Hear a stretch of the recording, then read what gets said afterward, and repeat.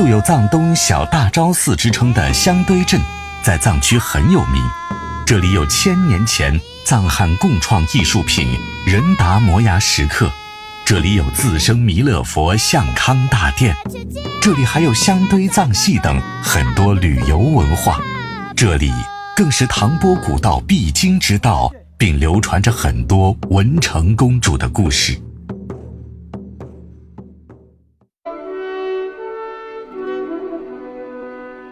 早在赤松德赞时代，相传文成公主进藏时，在额埋下了一个福藏。若干年后，地里长出一尊石佛，被农民犁地时发现，认定那就是自生弥勒佛，并把自己的披风披在这尊佛上。以后，格鲁派的创始人宗喀巴及七世班禅等都去过该寺朝拜。1000多年来，察雅各教派寺庙历经沧桑，唯有相康大殿被历代统治者所保护。清乾隆皇帝于48年（公元1783年）御赐离境地匾额一方，由4方悬挂于厦门，其左右两侧还有2块镌刻有汉字的石碑。寺内还有清皇帝御赐的铜钟，至今仍悬挂于大殿内。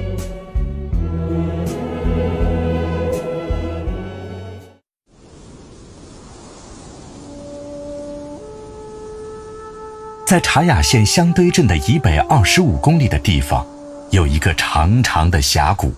来到峡谷里，让人仿佛穿越到1200多年前的吐蕃时期。峡谷的崖壁有一处上建有悬空寺，寺内还清晰看见1000年前的佛像壁画，仿佛诉说着当年的繁华。崖壁的另一处有一个巨大溶洞，洞宽高约3至5米，洞深近1000米，洞内有上百余座佛形钟乳石，这里是旅游探险的绝佳之地。沿着峡谷里的唐波古道继续往前走，就来到仁达摩崖石刻。这里的仁达寺依山而建，内部石刻居于正中，大日如来佛庄严端坐，两侧是随行弟子和2个飞天女神，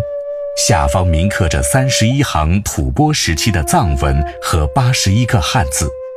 右边是藏文的普贤行愿品经文，文字和佛像相映成趣，可以说是藏汉艺术的瑰宝。仁达摩崖石刻是由藏汉工匠共同雕刻而成，